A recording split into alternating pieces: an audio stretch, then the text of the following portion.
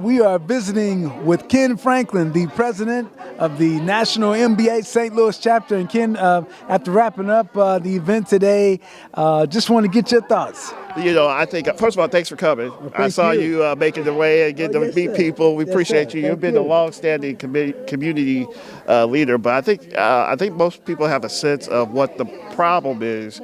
And now we'll try to go and see what those solutions are and then how we can keep the region accountable to help with those policy decisions. You have professionals here from so many different areas talking about the Black professional, and you just talk about the job you did, just bringing in so many different wonderful professional Black voices in the business world like you did today. I think people are hungry for change. And when they're hungry for change, they will show up to see what's going on in the community. I think that's what you saw tonight here. You saw inspiration, you saw people laughing, you saw people crying.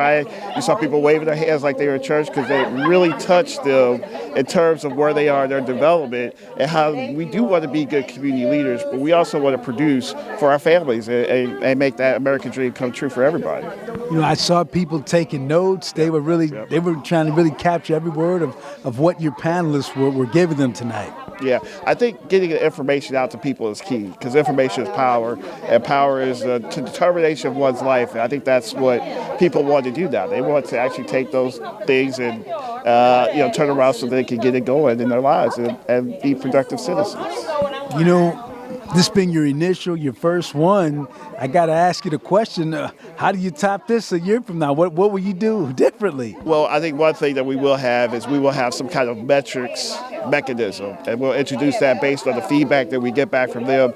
We're also going to start talking to our community partners, our sororities, our fraternities, our community groups, get their input and get their dialogue. I think you'll be seeing a document coming out before next year that we can all at least identify with and say, hey, here's where we identify the issues. Here are some solutions for the community so we can get these strategies up and running. Absolutely. And finally, Ken, you look at the organization, National Black MBAs, you have to feel good, too. I'm sure you probably talk to a lot of people who probably want to become part of the organization.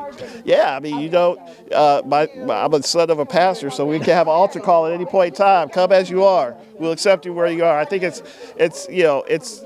has always been a historical premier Black professional organization, and that's what we need to do. Some of the comments we heard was, some of the greats in St. Louis who were doing this 100 years ago, when they didn't have the rights, when they didn't have all the resources. We have the rights, we have the resources, so shame on us if we're not doing this and it's time to actually take advantage of this inclusive environment that we're living in. So I think the Black MBAs are going to be the forefront to help foster this, facilitate this conversation in our communities to make them grow. All right, well, that's Ken Franklin having it here today with the National Black MBA. Thank you so much. Thank you. We appreciate you and what you do for getting the information out to the community.